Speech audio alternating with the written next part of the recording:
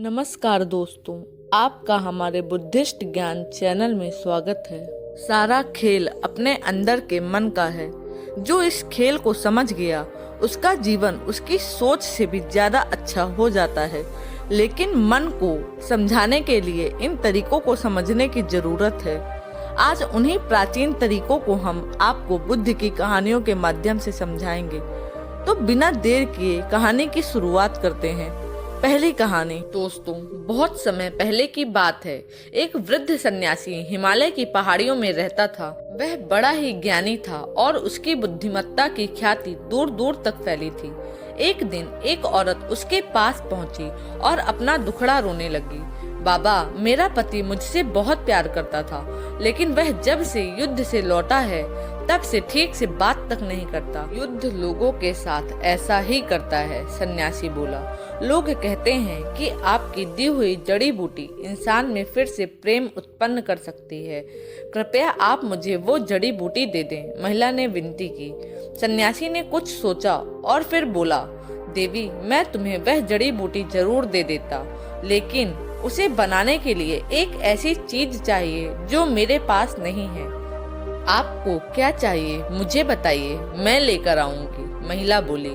सन्यासी बोला, मुझे बाघ की मूंछ का एक बाल चाहिए। अगले ही दिन महिला बाघ की तलाश में जंगल में निकल पड़ी। बहुत खोजने के बाद उसे नदी के किनारे एक बाघ दिखा। बाघ उसे देखते ही दहाड़ा। महिला सहम गई और तेजी से वापस चली गई। अगले कुछ दिनों तक यही हुआ। महिला हिम्मत करके उस बाघ के पास पहुंचती और डर कर वापस चली जाती। महीना बीतते बीतते बाघ को महिला की मौजूदगी की आदत पड़ गई और अब वह उसे देखकर समान नहीं रहता। अब तो महिला बाघ के लिए मांस भी लाने लगी और बाघ बड़े चाव से उसे खाता। उनकी दोस्ती बढ़ने लगी और अब महिला बाघ को थपथपाने भी लगी।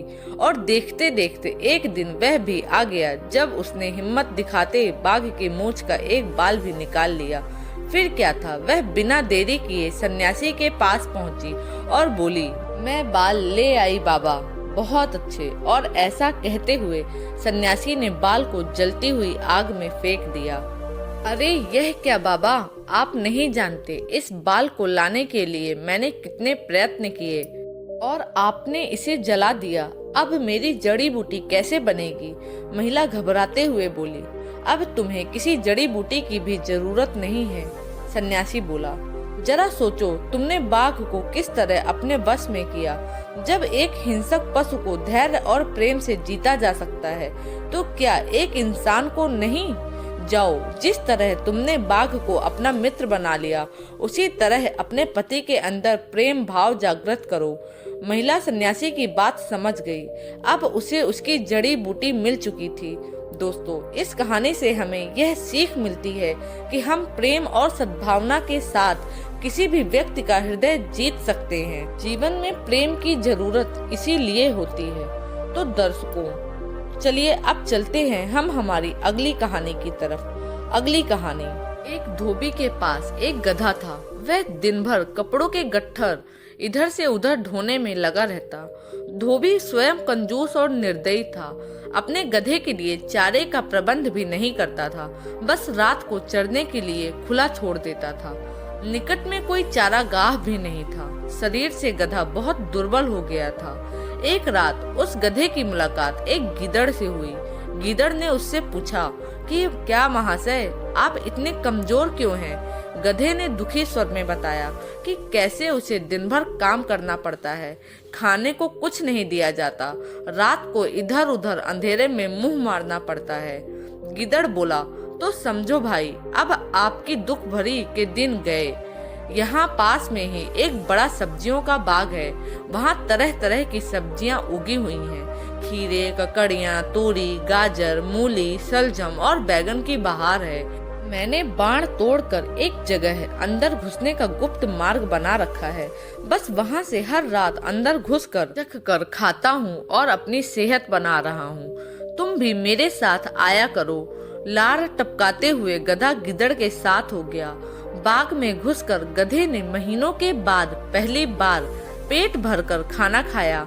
दोनों रात भर बाग में ही रहे और सुबह होने से पहले गीदड़ जंगल की ओर चला गया और गधा अपने धोबी के पास आ गया। उसके बाद वे रोज रात को एक जगह मिलते, बाग में घुसते और जी भरकर खाते। धीरे धीरे गधे का शरीर भरने लगा, उसके बालों में चमक आने लगी और चाल में मस्ती आ गई। वह भूखमरी के दिन बिल्कुल भूल गया। एक रात खूब खाने के बाद गधे की तबीयत अच्छी तरह हरी हो गई। वह झूमने लगा और अपना मुंह ऊपर उठाकर कान फड़फड़ाने लगा। गीदड़ ने चिंतित होकर पूछा, मित्र, यह क्या कर रहे हो? तुम्हारी तबीयत तो ठीक है? गधा आंखें बंद करके मस्त स्वर में बोला, मेरा दिल गाने का कर रहा है। अच्छा भोजन करने के बाद गाना चाहिए। सोच रहा हूँ कि ढेंचू ढेंचू राग गाऊं। गीदड़ ने तुरंत चेतावनी दी, ना ना, ऐसा ना करना। गधे भाई, गाने का चक्कर मत चलाओ। यह मत भूलो कि हम दोनों यहाँ चोरी कर रहे हैं। मुसीबत को न्योता मत दो। गधे ने टेढ़ी नजर से गीदड़ को देखा और बोला, गीदड़ भाई, तुम जंगली के जंगली रहे, संगीत के बारे में तुम क्या जानो? गीदड़ ने हाथ जोड़े, मैं संगीत के बारे में कुछ नहीं जानता, केवल अपनी जान बचाना जानता हूँ। तुम अपना बेसुरा राग अलापने की जिद छोड़ो, उसी में हम दोनों की भलाई है। गधे ने गीदड़ की बात का बुरा मानकर हवा में दुलती चलाई और शिकायत करने लगा, तुमने मेरे राग को बेसुरा कहकर मेरी बेइज्जती की है। हम गधे शुद्ध शास्त्रीय लय में रहते हैं, वह मूर्खों की समझ में नहीं आ सकता। गीदड़ बोला, गधे भाई, हम जंगली ही सही, पर एक मित्र होने के नाते मेरी सलाह मानो, अपना मुंह मत खोलो, बाग के चौकीदार जाग जाएंगे। गधा हंसा, अरे मूर्ख गीदड़, मेरा राग सुनकर बाग के चौकीदार तो क्या, बाग का मालिक भी फूलों का हार लेकर आएगा और मेरे गले में डाल देगा।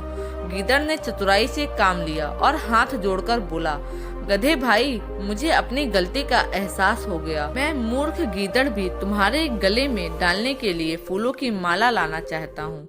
मेरे जाने के 10 मिनट बाद ही तुम गाना शुरू करना, ताकि मैं गायन समाप्त होने तक फूल मालाएं लेकर लौट सकूं। गधे ने गर्व से सहमति में सिर हिलाया। गीदड़ वहां से सीधा जंगल की ओर भाग गया। गधे ने उसके जाने के कुछ समय बाद मस्त होकर गाना शुरू किया। उसके गाने की आवाज सुनते ही बाग के चौकीदार जाग गए और उसी ओर लठ लेकर दौड़े जिधर से गाने की आवाज आ रही थी। वहां पहुंचते ही गधे को देखकर चौकीदार बोला, यही है वह दुष्ट गधा जो हमारा बाग चर रहा था। बस सारे चौकीदार गधे पर डंडे बरसाने लगे और थोड़ी देर बाद गधा पिट पिट कर अधमरा होकर वहीं पर गिर पड़ा। तो दोस्तों, इस कहानी से हमें यह सीख मिलती है कि अपने शुभचिंतकों और हितैषियों की नेक सलाह न मानने का परिणाम बुरा होता है।